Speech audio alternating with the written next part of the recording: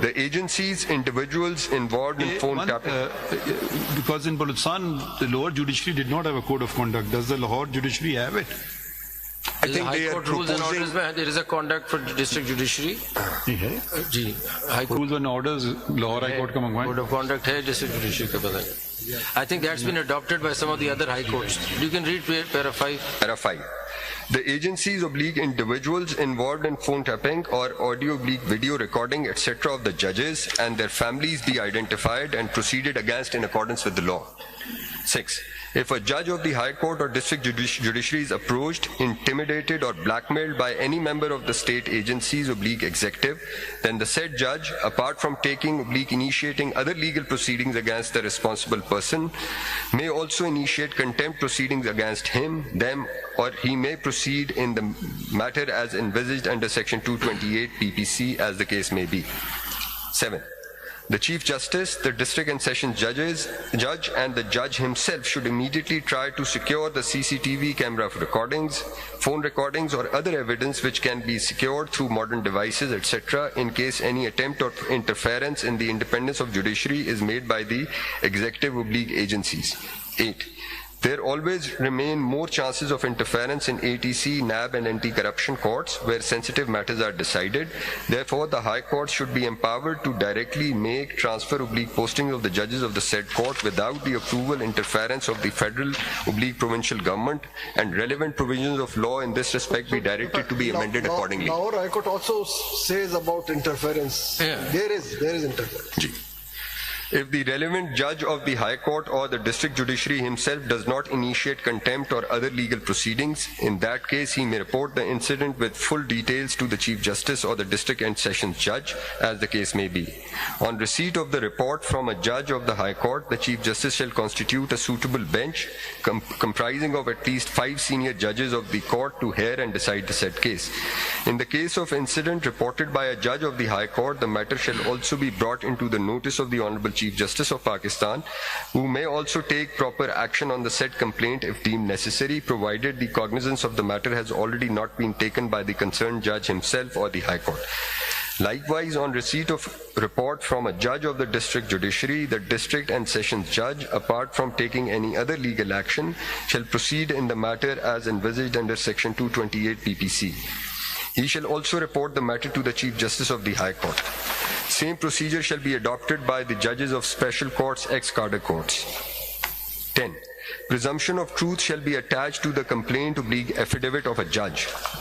Moreover, as envisaged under Section 17(3) of the Contempt of Court Ordinance 2003, the complainant supported by the affidavit of the judge shall not be liable to be cross-examined by any party to the case.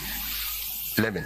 If a complaint is made by the judge of the High Court or the district judiciary on the above-mentioned issue, then it shall be ensured that the complainant is not unjustly victimized, as it happened in some cases in the recent past. 12.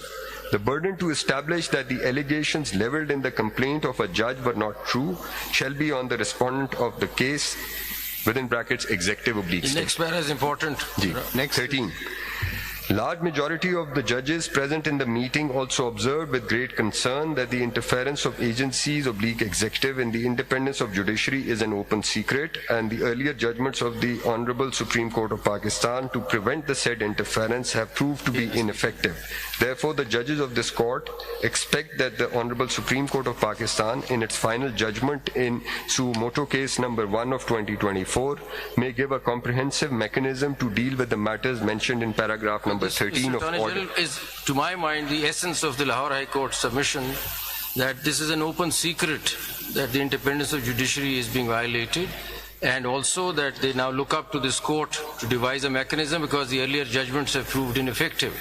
So, in a way, the High Courts are actually beseeching the Supreme Court that this is high time that we put our foot down, do something about it. I think one aspect should also be considered. There is or has been or may be interference from within.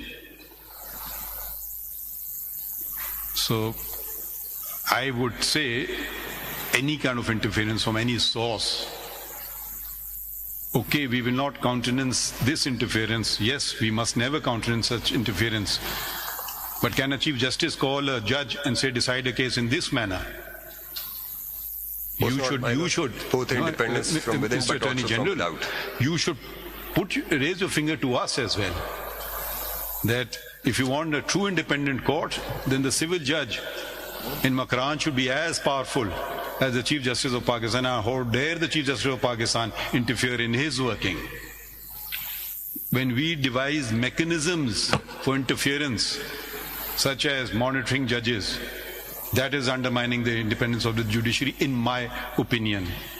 When we mandate the role of intelligence agencies by constituting JITs, which are not provided for any law other than ATC laws, we undermine the independence of the judiciary. So all these suggestions should incorporate anyone. Otherwise, what we are saying is, once we assume a position of a judge, we are from the same society. We are from this community of lawyers that we come here. We may be good, we may be bad. The bad doesn't end when you are elevated. So interference of any kind, from any source, any phone call, that should also be equally for a judge, civil judge. Maybe that's more fearful than we are focusing on one particular thing on the executive. We should also call about self-accountability within the judiciary. And has there not been interference, and the greatest of interference from within and the highest court of the land? That's a matter of history. We can go into specific cases also. So that's great. To achieve certain results, certain things were said, certain things were done. So I had made it clear the very first day, I will never accept any interference from any source. And there has not been a single complaint since my assumption of this office to me or to the Registrar of the Supreme Court.